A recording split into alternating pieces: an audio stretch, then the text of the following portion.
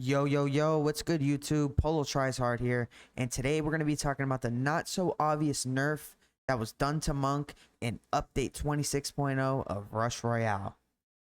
Now, before I get into what that is and how they nerfed Monk, I'm going to show you guys a few clips on the screen that will be popping up right about now for you guys to see comments that I'm getting or being asked from players about Monk in 26.0. Guys, so what I have prepared for you here are two clips of the amount of time it takes for a new round to start after killing a boss.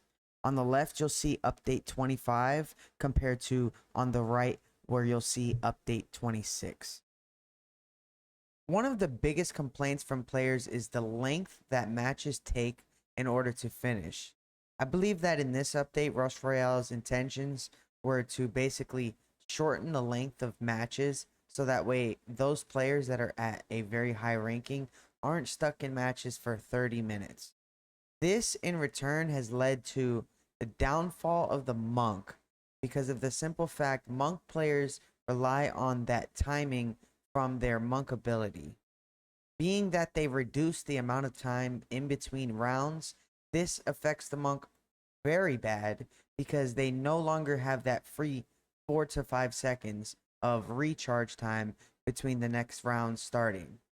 This is going to in turn lead to Monk players being very unsatisfied with the game and probably a lot of backlash.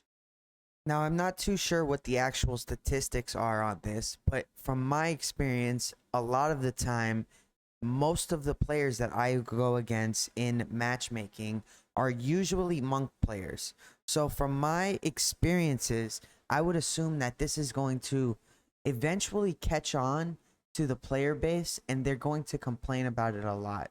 I do see this getting changed or reworked in the future, not so much that they will change the timing in between rounds back to what it was, but in some way they're going to compensate Monk players. Because as of right now, I'm hearing nothing but problems from it.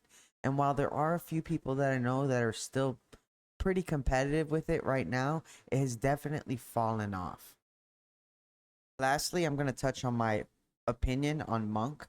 Up until now, I have always said that I believe the Monk ability refreshes too frequently and that it was extremely overpowered.